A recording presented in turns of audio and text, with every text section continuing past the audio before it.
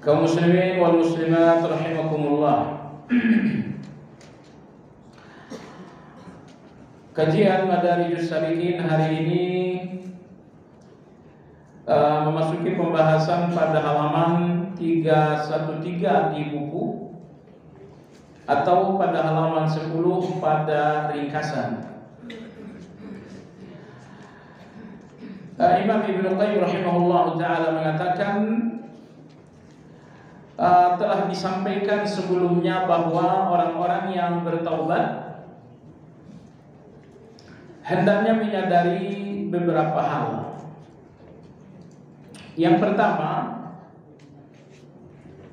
setiap orang yang bertaubat hendaklah menyadari dan mengakui pelanggaran. Saya telah melanggar ayat tentang riba, saya telah melanggar ayat tentang memaafkan orang lain. Apabila seseorang telah sadar melanggar, maka akan terjadi dan muncul rasa bersalah. Ini nomor satu.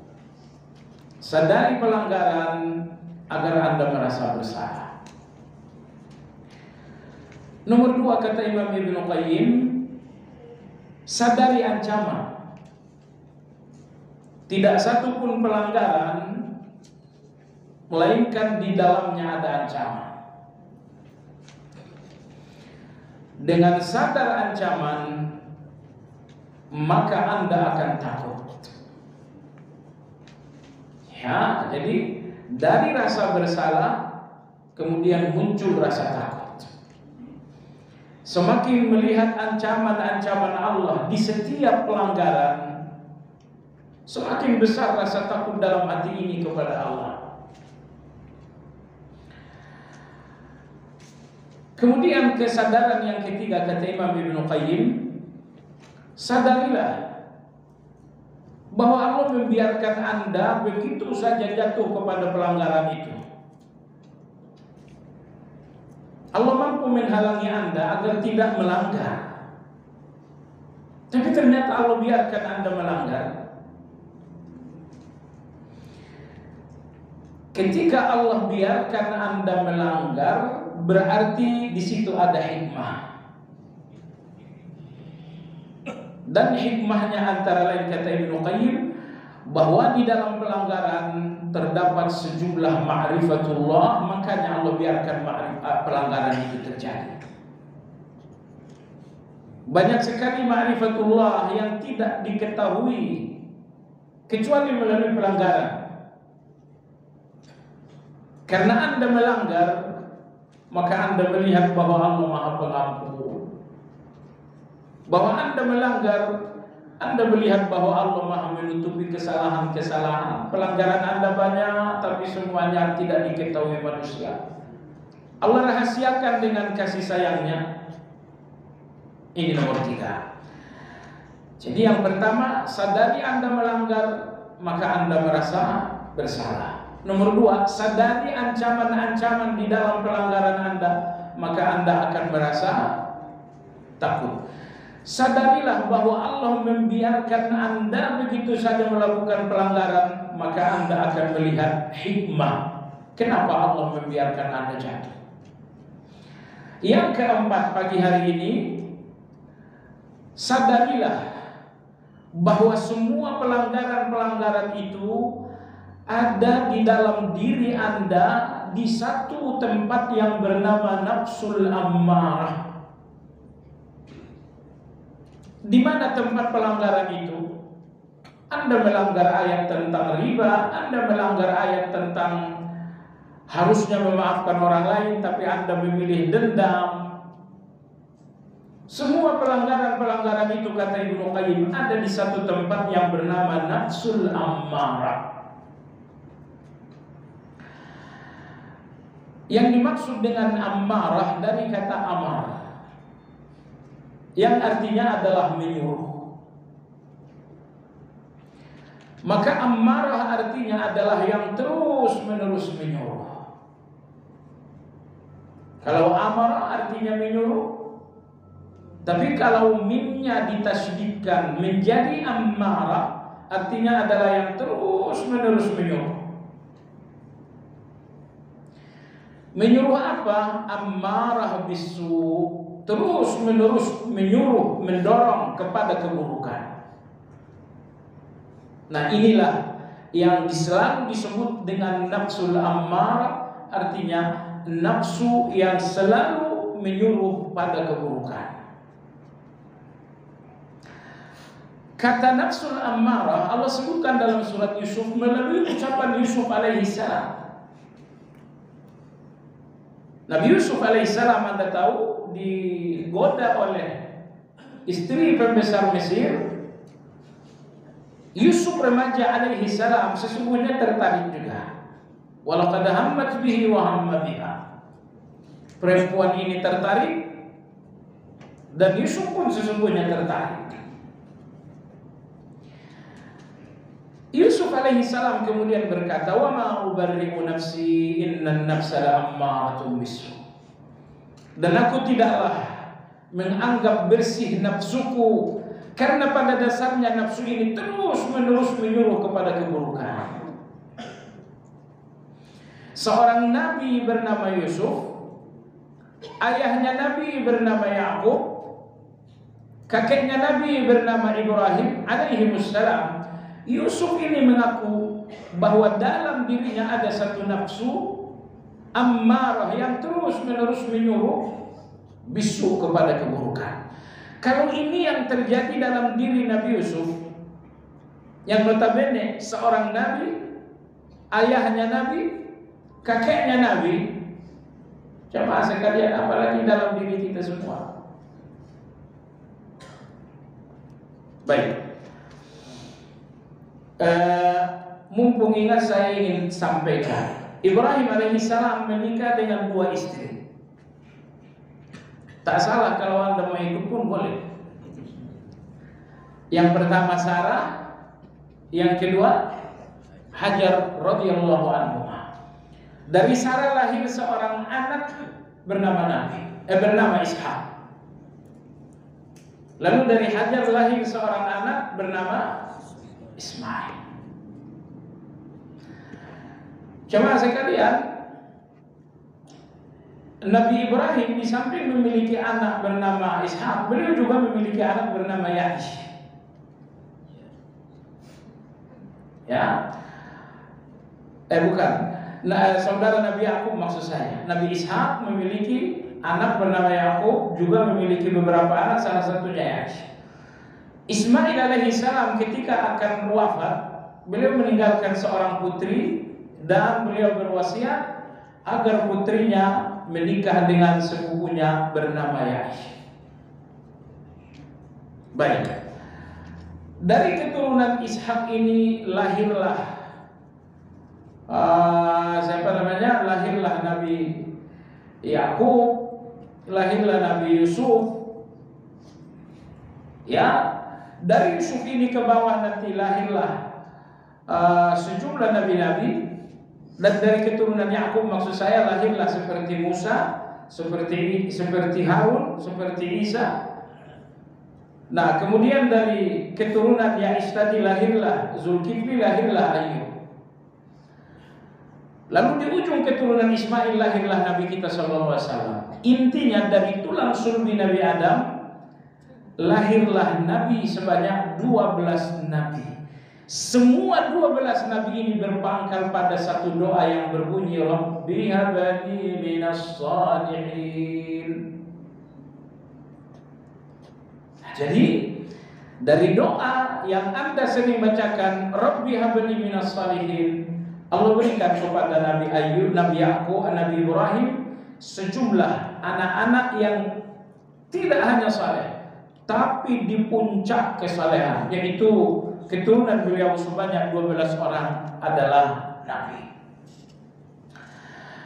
Baik jemaah sekalian, jadi Nabi Yusuf mengatakan innan nafsa la'ammaratun bisu, sesungguhnya di dalam diri ini ada nafsu ammarah yang terus-menerus menyuruh kepada keburukan. Nah, Ibnu Qayyim rahimahullah di sini mengatakan bahwa tempat segala kejahatan dalam diri manusia adalah satu nafsu yang bernama ammarah. Makanya perlu kajian yang bernama tazkiyatun nafs, yang apabila nafsu ammarah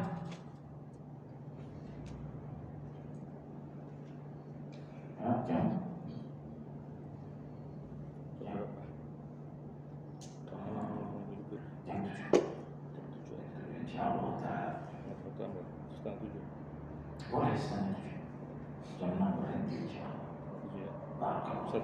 jadi nanti di sana insyaallah. Jadi maka perlu melakukan kajian dan ikhtiar tazkiyatun nufus agar nafsul ammarah ini naik menjadi nafsul lawamah, kemudian naik lagi menjadi nafsul mutmainnah. Yang dimaksud dengan nafsul mutmainnah, tenang di dalam larangan Allah sehingga tidak ada keinginan melanggar, tenang di dalam perintah Allah sehingga tidak ada keinginan untuk melanggar. Kalau Anda telah berhadapan dengan larangan Allah yang bernama dengan riba, ternyata nafsu dan keinginan Anda mulai goyang, itu belum mutmainnah. Itu belum mutmainnah. Karena mutmainnah itu artinya adalah tenang di dalam larangan sehingga tidak ada keinginan melawan, tenang pula di dalam perintah sehingga tidak ada keinginan untuk melanggar. Nah, maka sekali lagi, secara teori kita butuhkan kajian tazkiyatun nufus, dan yang lebih penting dari teori adalah praktek, yaitu mujahadah. Mujahadah melawan nafsul ammarah sampai nafsul ammarah ini menjadi nafsul mutmainnah. Imam Ibnu Qayyim rahimahullah ta'ala mengatakan, setiap orang yang mencoba mengenali dirinya, artinya mengenali nafsul ammarah, maka Anda melihat bahwa nafsul ammarah ini muncul karena dalam diri Anda ada dua keburukan. Keburukan yang pertama adalah zaluman, keburukan yang kedua adalah jahulah. Dua keburukan inilah yang menyuburkan nafsul ammarah tersebut. Keburukan yang pertama zalim, keburukan yang kedua adalah jahil. Jemaah sekalian, apabila Anda mengkaji semua kejahatan, tidak keluar dari dua penyebab ini. 50% kejahatan Anda berpangkal pada kejahilan, dan 50% lagi kejahatan Anda berpangkal pada kezaliman. Seperti apa penjelasannya? Jemaah sekalian, terkadang kita melanggar karena tidak tahu. Itu namanya melanggar disebabkan karena kejahilan. Tapi kadang-kadang kita udah tahu namun tetap melanggar, ini namanya zalim. Dan pelanggaran tidak keluar dari dua penyebab ini. Kadang-kadang pelanggaran karena ketidaktahuan, kadang-kadang pelanggaran karena kezaliman, padahal sudah tahu. Anda tahu riba itu haram, tapi Anda langgar, itu namanya zalim. Maka ada orang yang melanggar karena kejahilan, dan ada orang yang melanggar karena kezaliman. Melanggar karena jahil, karena nggak tahu. Melanggar karena zalim, disebabkan karena syahwat. Maka ulama-ulama kita selalu mewanti-wanti, hati-hati dengan syubhat dan syahwat. Syubhat adalah jahil. Karena syubhat artinya tersamar, nggak jelas. Mana yang benar nggak jelas, mana yang salah nggak jelas, sehingga gampang kita jatuh kepada keburukan. Nah, jemaah sekalian, watak manusia zalim dan jahil Allah tegaskan pada ayat 72 dalam surat Al-Ahzab.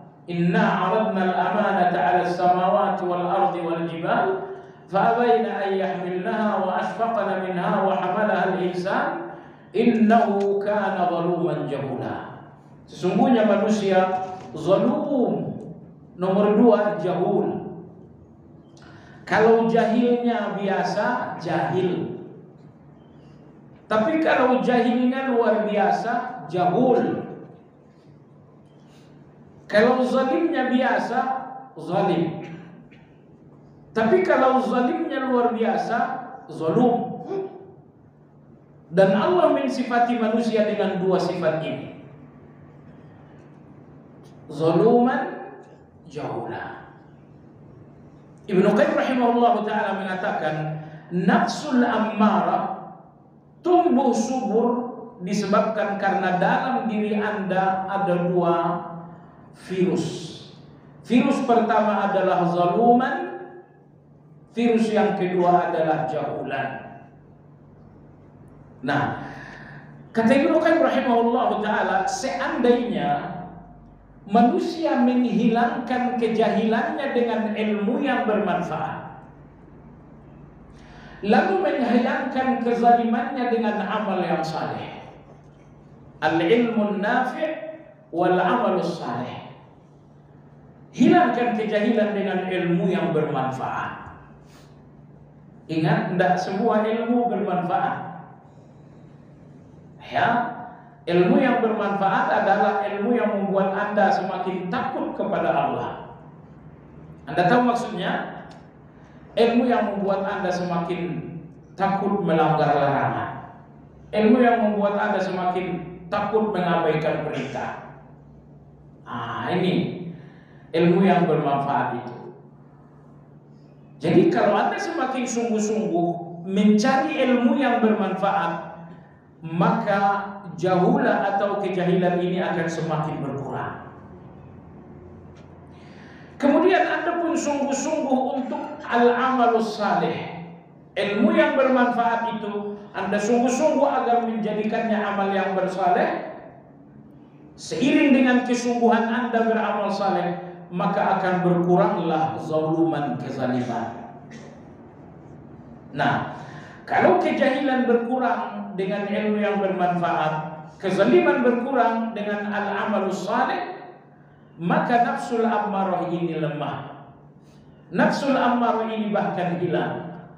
Dan kalau dia sudah hilang, maka muncullah penggantinya, yaitu nafsul mutmainnah. Kan muncul nafsul mutmainnah. Tetapi percayalah, perjalanan Anda menuju nafsul mutmainnah berpangkal dari melawan nafsul ammarah. Bagaimana Anda menundukkan nafsul ammarah? Jawabannya, matikan virus keburukan yang menumbuhkan nafsul ammarah. Dan virus itu 2, jahil, zalim.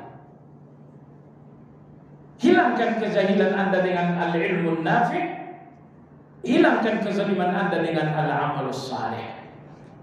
Makanya di akhir surat Al-Asr Allah berfirman, wa tawasau bil haqq wa tawasau bis sabr. Kita perlu wasiat sebanyak mungkin untuk mengenali kebenaran. Karena wa tawasau bil haqq hasilnya adalah ilmu yang bermanfaat. Ilmu yang bermanfaat ini hasilnya hilangnya kejahilan. Tetapi kita juga sangat membutuhkan wa tawasau bis sabr. Karena sabar itulah energi kita di dalam al-amalus saleh. Amal saleh ada 2. Amal saleh ketika Anda menjalankan perintah. Nomor 2, amal saleh ketika Anda menjauhi larangan. Amal saleh pertama dan kedua membutuhkan kekuatan. Itulah wa tawasau bis sabr. Seberapa besar ketaatan Anda jalankan, seberapa besar kejahatan Anda jauhi, jawabannya seberapa besar Anda punya kesabaran. Maka Allah membungkus semua amal saleh di dalam satu kata, yaitu sabar. Maka Nabi kita bersabda, wa ma a'tallahu 'abdan khairan wa awsa' minas sabr. Dan ada pemberian terbaik Allah kepada manusia lebih dari kesabaran. Karena semua kebaikan ada dalam kesabaran itu. Kadar kebaikan Anda sesuai dengan kadar kesabaran itu. Baik. Kemudian Imam Ibnu Qayyim rahimahullahu taala mengatakan bahwa setiap orang yang mengenal diri, dan kita semua harus mengenal diri. Masalahnya, semua orang yang merasa mengenal diri hanya mengenal dirinya sebatas darah dan daging. Anda kenali diri Anda sebatas darah dan daging, itu tidak ada manfaat sama sekali. Nama saya fulan, ayah saya fulan, ibu saya fulanah. Oh, Anda mengenali diri Anda tapi sebatas darah dan daging. Yang lebih penting dari itu bahwa Anda mengenali hati Anda.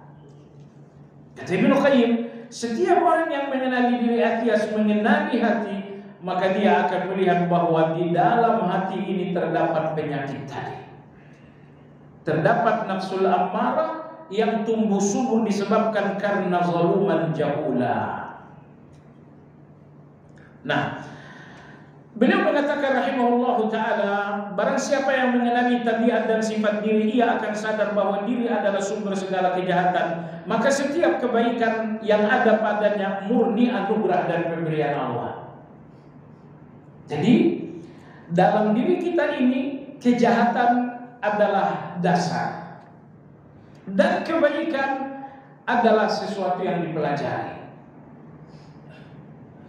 Allah berfirman dalam Al-Quran, wa wajadaka dhallan fahada.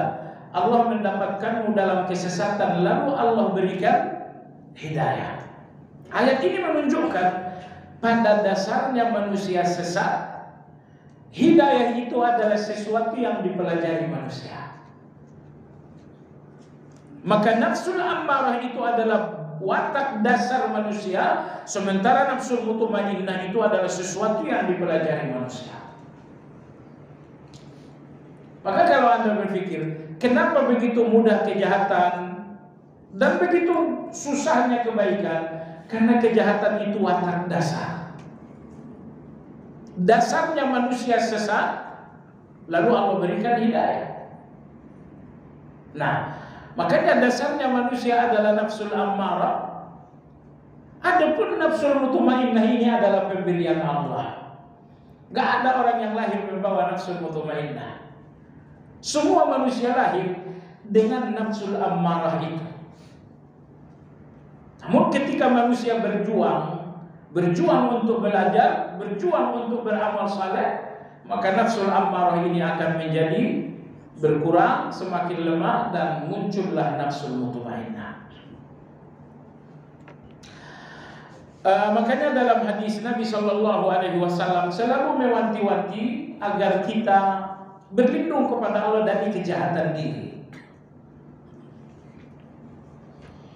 Karena kejahatan adalah watak dari diri kita ini. Nah, dalam sebuah hadis Nabi bersabda kepada seorang sahabat bernama Husain bin Munzir. Nabi kita mengatakan, wahai Husain, sering-seringlah membaca doa Allahumma alhimni rusydi wa qini syarra nafsi. Ya Allah, ilhamkan kepada aku petunjuk. Wa qini syarra nafsi, jauhkan aku dari kejahatan diriku. Jadi dalam diri kita ini ada satu kejahatan. Kalau Allah tidak melindungi Anda dari kejahatan dalam diri Anda, jatuhlah Anda kepada dosa. Maka dalam zikir pagi, zikir sore, salah satu perlindungan yang Anda minta kepada Allah adalah berlindung kepada Allah dari kejahatan diri. A'udzubika min syarri nafsi wa syarri syaitan wa syirki. A'udzubika min syarri nafsi, ya Allah, aku berlindung kepadamu dari kejahatan diriku. Marah dalam diri Anda, bukankah itu kejahatan? Dendam dalam diri Anda, dengki dalam diri Anda, malas dalam diri Anda. Jadi begitu banyak kejahatan dalam diri Anda. Kalau Allah tidak melindungi Anda dari malas, Anda tak mungkin melakukan salat. Kalau Allah tak melindungi Anda dari dengki, hati Anda akan bengkak dengan semua nikmat orang lain. Kalau Allah nggak melindungi hati Anda dari dendam, di mana-mana musuh Anda akan sangat banyak. Jadi dalam diri kita ini banyak sekali kejahatan.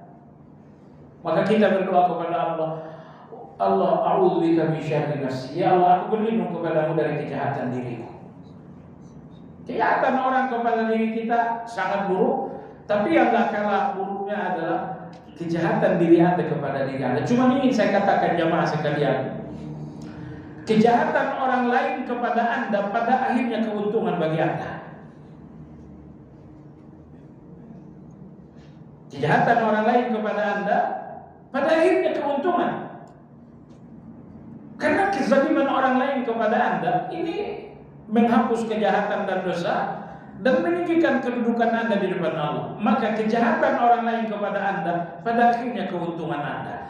Tapi kejahatan Anda kepada diri Anda sendiri gak ada untungnya. Gak ada untungnya jemaah sekalian. Kecuali kalau Anda mengubah kejahatan itu menjadi taubat.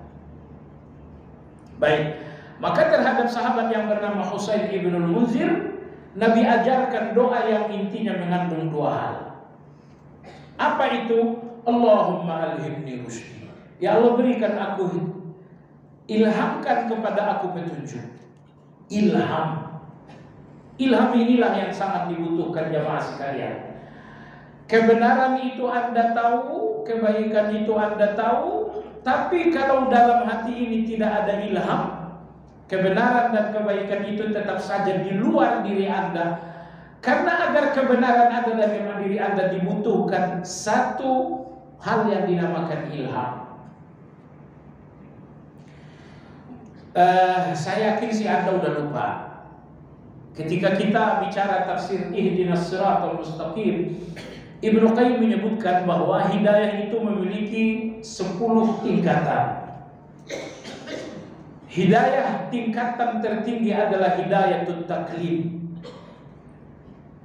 Orang-orang yang Allah berikan hidayah dengan cara Allah ajak berbicara langsung. Seperti Nabi Musa alaihissalam, seperti Nabi kita pada malam Mi'raj. Hidayah di urutan yang kedua, Allah berikan hidayah melalui wahyu. Ini namanya hidayatul wahyu. Nah, hidayah yang ketiga, keempat, kelima, keenam, ketujuh, yang kedelapan, hidayah yang kedelapan adalah hidayatul ilham. Allah berikan Anda ilham. Baik. Ada satu doa, saya kira Anda sering baca, di mana Anda meminta ilham kepada Allah untuk dua hal. Doa ini pada 2 kali dalam Al-Quran. Ada dalam surat Al-Ahqaf ayat 15, kemudian ada juga dalam surat An-Naml. Rabbi auzi'ni an ashkura ni'mataka allati an'amta 'alayya wa 'ala walidayya wa an a'mala shalihan tarda. Rabbi auzi'ni, ya Allah berikan aku ilham. Tafsir Ibnu Katsir mengatakan auzi'ni alhimni, berikan aku ilham. Tafsir Sa'di auzi'ni alhimni, Allah berikan aku ilham. Kenapa Anda butuh ilham? Jamaah sekalian yang saya hormati, kalau Anda analisa nama-nama yang dijamin oleh Nabi kita masuk surga, keistimewaan mereka ada pada ilham. Baik, kalau Anda bertanya apa perbedaan ilham dengan hidayah, jawabannya hidayah itu umum, memiliki 10 tingkatan. Ilham ini salah satu tingkatan dari hidayah, salah satu tingkatan dalam taufik. Baik, Bilal bin Rabah radhiyallahu anhu, beliau dijamin masuk surga. Kata Nabi sallallahu alaihi wasallam, Bilal, aku dengarkan gesekan sendalmu di surga, apa yang kau lakukan? Bilal mengatakan, ya Rasulullah, aku tidak pernah lupa salat 2 rakaat selesai berwudu. Tidak pernah lupa salat 2 rakaat selesai wudu. Inilah ilham itu jamaah sekalian.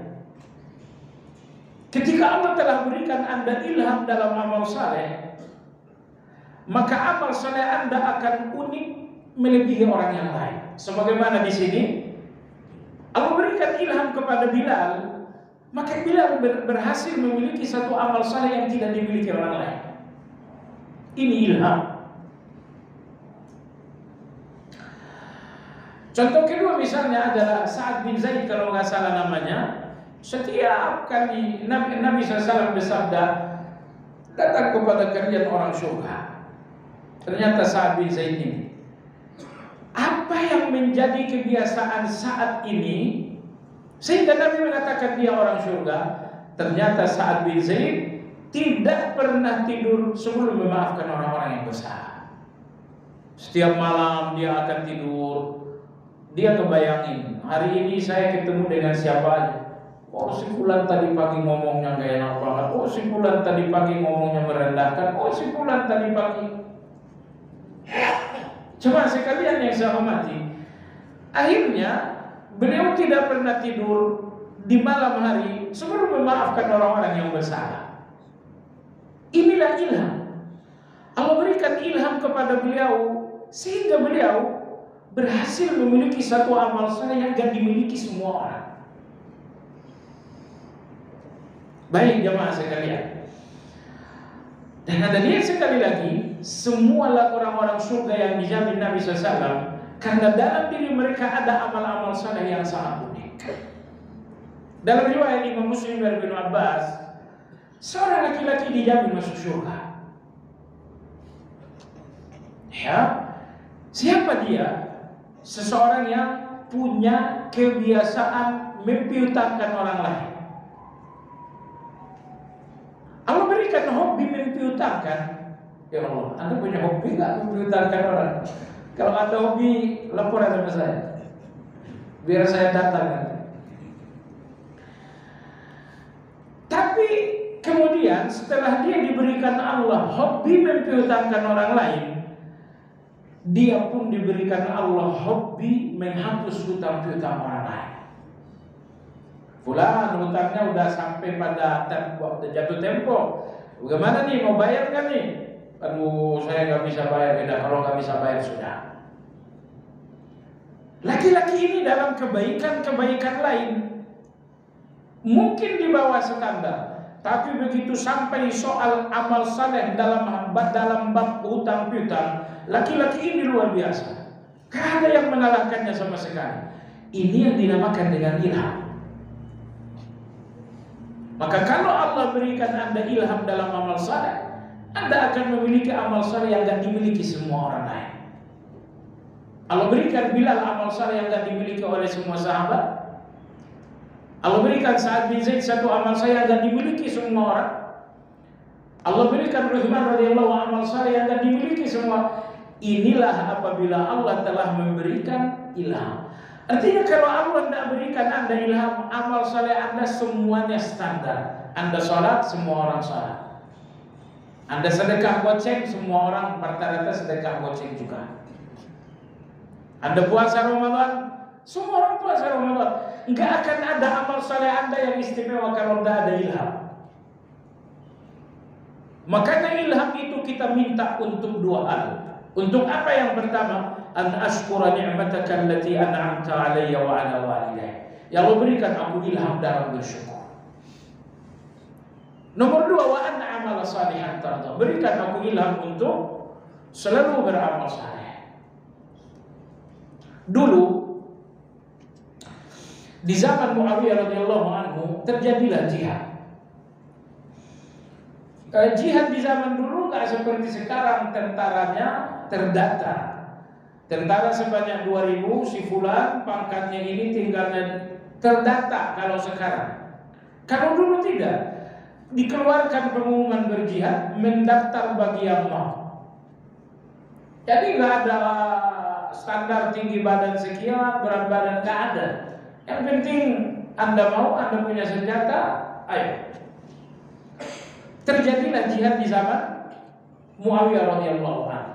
Yang memimpin jihad tersebut seseorang yang bernama Abdurrahman bin Khalid bin Walid.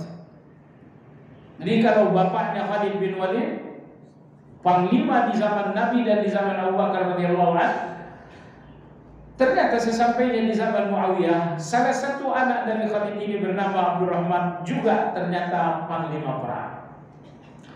Berlangsunglah jihad dengan jumlah tentara yang sangat banyak dan kemenangan ada di tangan kaum muslimin. Dibagi-bagikanlah ghanimah kepada kaum muslimin. Dalam surat Al-Anfal Allah berfirman, wa'lamu annama ghanimtum fa anna min syai'in fa anna lillahi khumsah. Ketahuilah bahwa dari harta ghanimah seperlimanya adalah untuk Allah dan Rasul. Berarti sisa seperlima untuk Allah dan Rasul, sisanya artinya 20% untuk Allah dan Rasul, 80% adalah untuk para prajurit.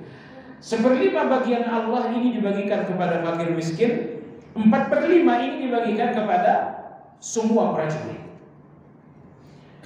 Dibagikanlah ghanimah kepada semua prajurit. Qadarullah, ada seorang prajurit yang ghulul.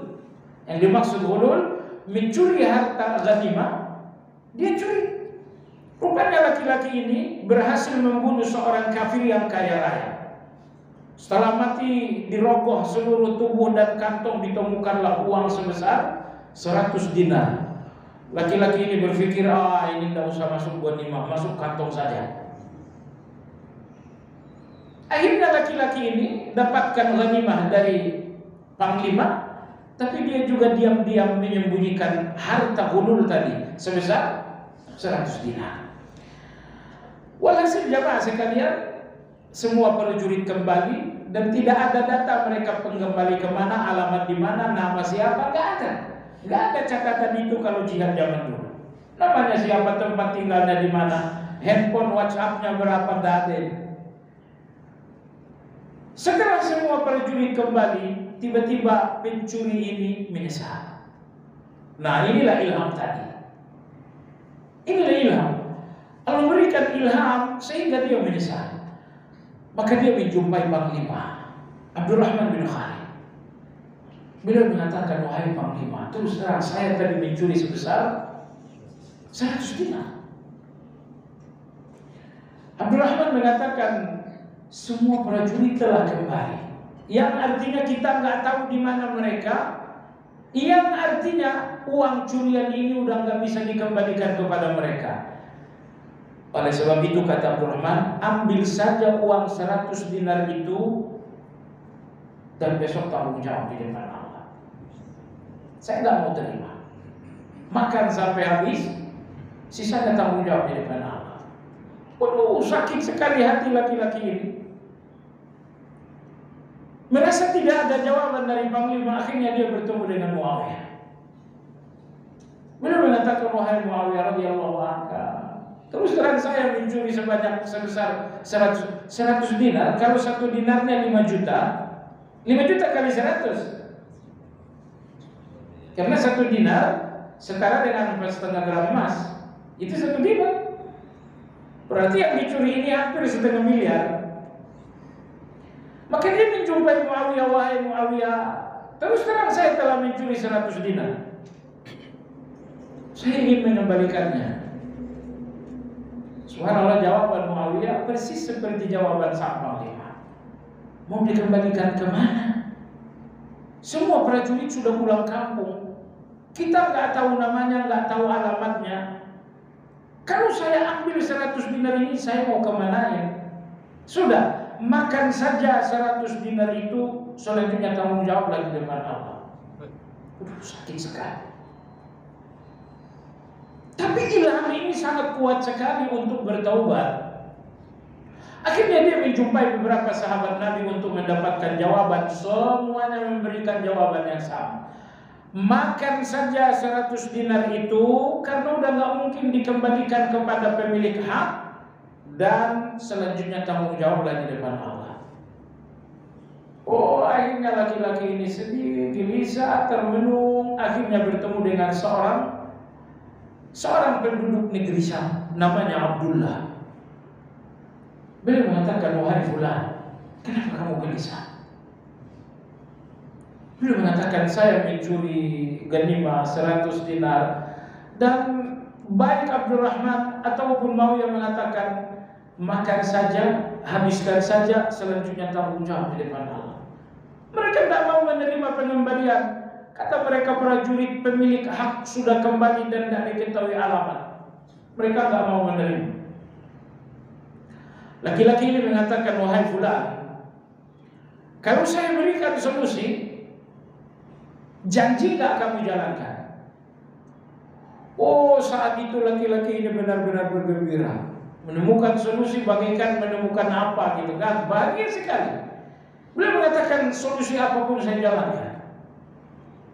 Beliau mengatakan, jumpai Muawiyah, kembalikan 1/5 milik Allah dan Rasulnya kepada Muawiyah. Sisanya 4/5 sedekahkan kepada fakir miskin atas nama semua prajurit. Laki-laki ini mengatakan, dalilnya mana? Dalilnya 104 dalam surat At-Taubah.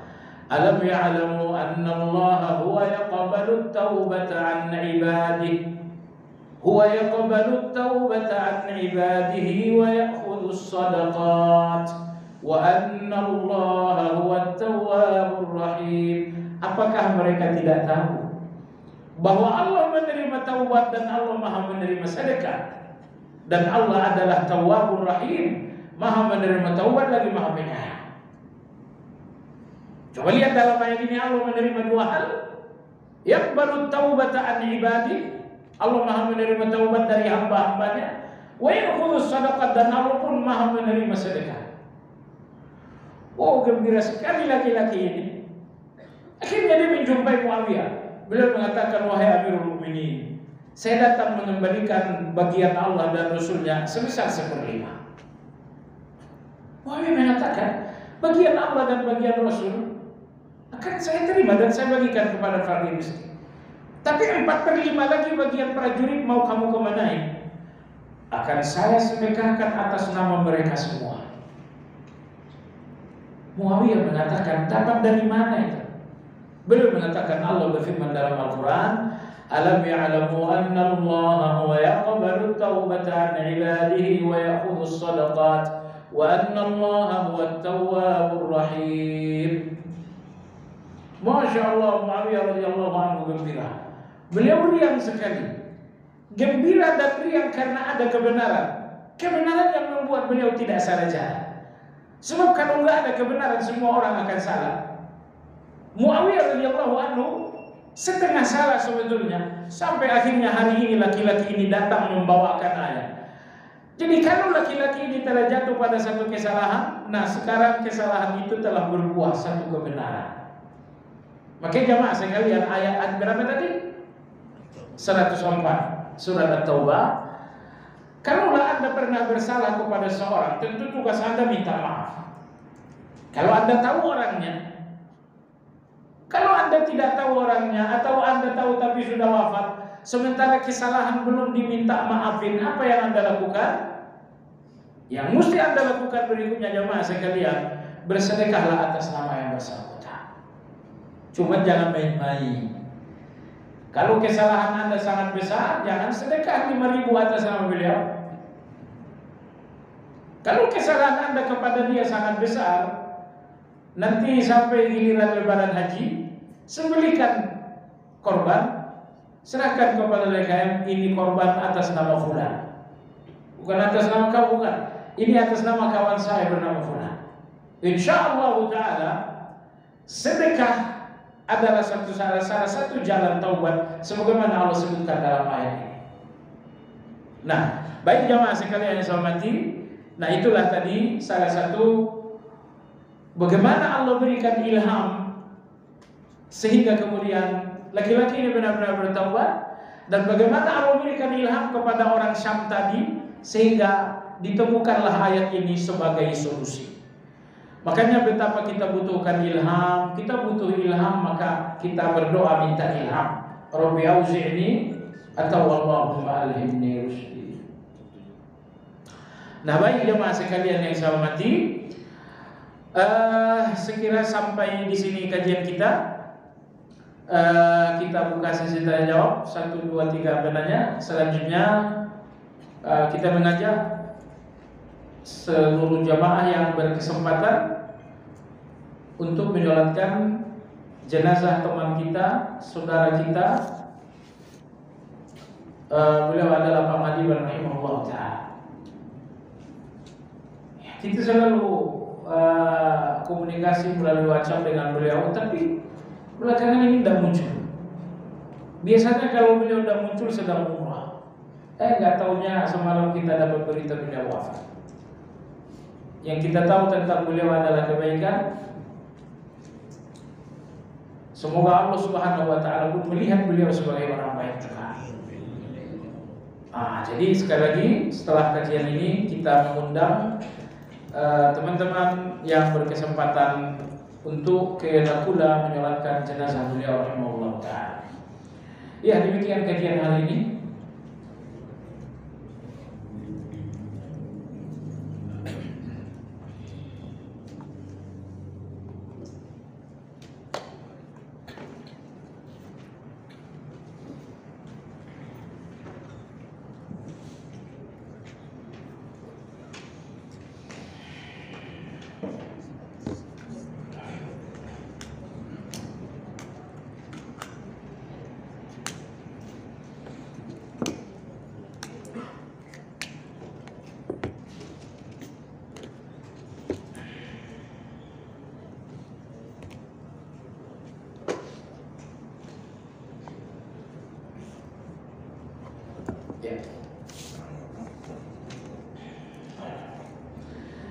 Bagaimana dosa yang dilakukan berdasarkan kejahilan dan kezaliman? Lebih besar mana?